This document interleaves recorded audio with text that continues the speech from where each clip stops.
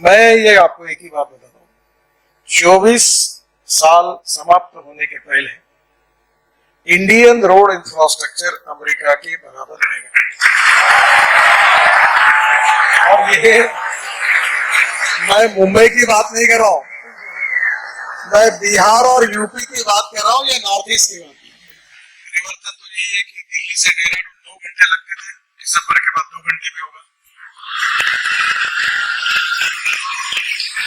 दिल्ली से हरिद्वार 1.5 घंटे में होगा, दिल्ली से मुंबई 12 घंटे में होगा, दिल्ली से जयपुर 2 घंटे में, चंडीगढ़ 2.5 घंटे में, और चंडीगढ़ से मनाली 9 घंटे लगते थे, वो 3 घंटे में।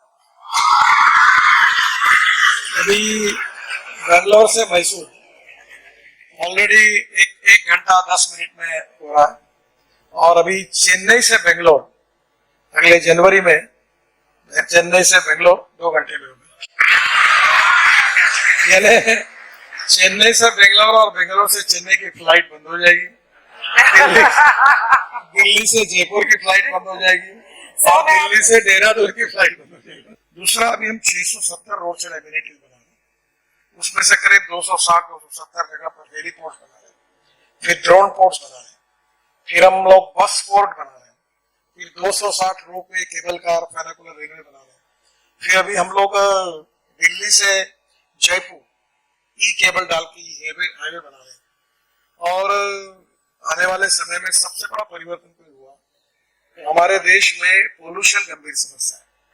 16 लाख करोड़ का फॉसिल फ्यूल हम इंपोर्ट कर रहे हैं, और ऐसा ही चलता रहेगा तो 2024 के बाद 25 लाख करोड़ तक जाएगा, क्योंकि ऑटोमोबाइल इंडस्ट्री 2 गुना 3 गुना बढ़ रही है।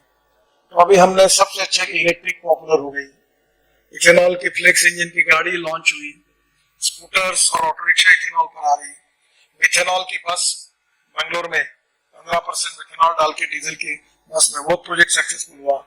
अब टाटा और लेलैंड ने आईसी इंजन में हाइड्रोजन पे गाड़ियां चलेगी, फिर मिथेनॉल का ट्रक लॉन्च हुआ। 186 यूनिट्स जो परली जलाते थे, उससे अभी बायो सीएनजी और बायो एलएनजी बन रहा है। 36 यूनिट ऑलरेडी शुरू हो गए।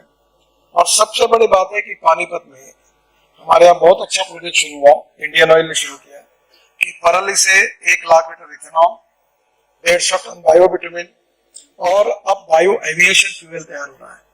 हमारे देश में आने वाले समय में हवाई जहाज भी हमारे किसानों ने तैयार किए ईंधन पे चलेंगे।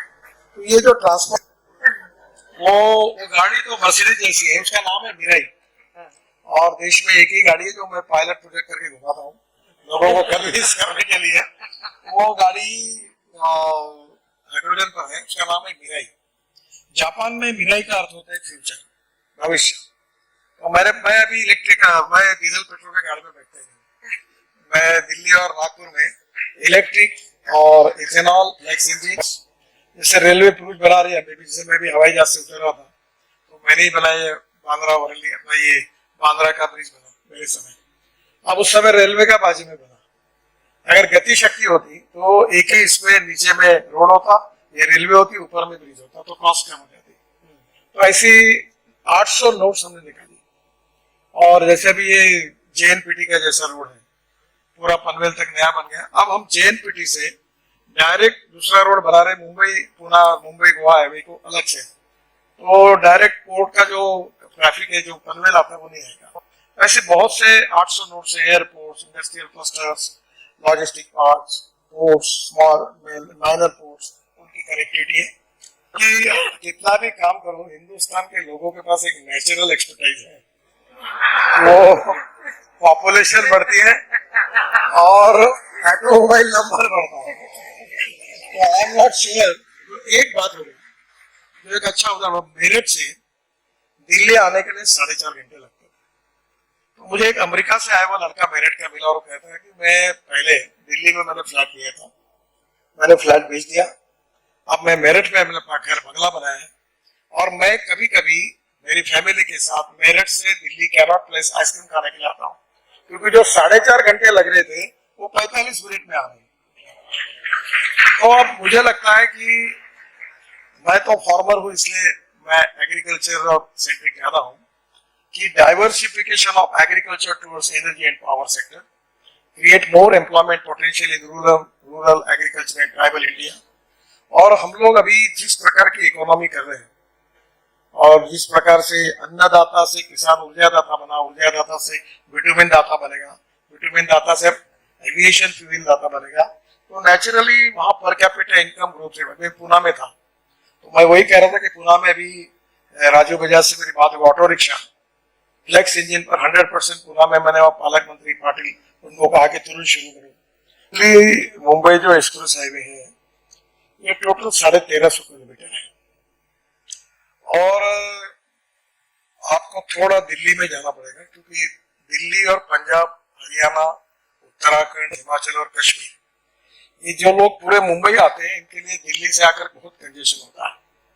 तो पहली बात तो हम लोग दिल्ली के आजू बाजू में 65,000 करोड़ के रोड बना रहे हैं। अभी जैसे पानीपत से आते समय हमने वो तो चंडीगढ़ तक के रोड में 13 फ्लाईओवर का भी मैंने इनोवेशन किया, फिर पानीपत क्रॉस करने के बाद UR2 करके दिल्ली का रिंग रोड बना रहे। अब वहां से एयरपोर्ट जाने के लिए 2 घंटा लगता है और वहां से आप 20 मिनट में एयरपोर्ट रहोगे। ये शिव मूर्ति के पास आकर ये नीचे में 8 लेन की टनल बनाई हमने, टनल है पहाड़ में नहीं, रोड के अंदर खोदा है, 8 लेन टनल है, कल आज तक पर वो दिखा है पूरा। और उसके ऊपर में 8 लेन रोड है, उसके ऊपर में 4 लेन सर्विस रोड है, उसके ऊपर ब्रिज है और एयर स्ट्रिप के नीचे से डायरेक्ट तितली पे जाएगा। और ये जो रोड आगे निकलेगा ये द्वारका एक्सप्रेस हाईवे से ये दिल्ली मुंबई हाईवे को सोना में जुड़ेगा और वहां से जुड़कर अभी ये JNPT तक आएगा। तो JNPT तक अभी सब काम शुरू हो गया है। कोशिश है कि अगले साल मार्च अप्रैल तक पूरा रोड कंप्लीट करेंगे। वैसे अभी बड़ौदा तक काम पूरा हुआ है और ये रोड में हम लोग लॉजिस्टिक पार्क, फिर उसके साथ साथ हमने रोड से एमिनिटीज किए और इस रोड से हम अलग अलग स्टेट में जुड़ने के लिए रोड भी बनाए।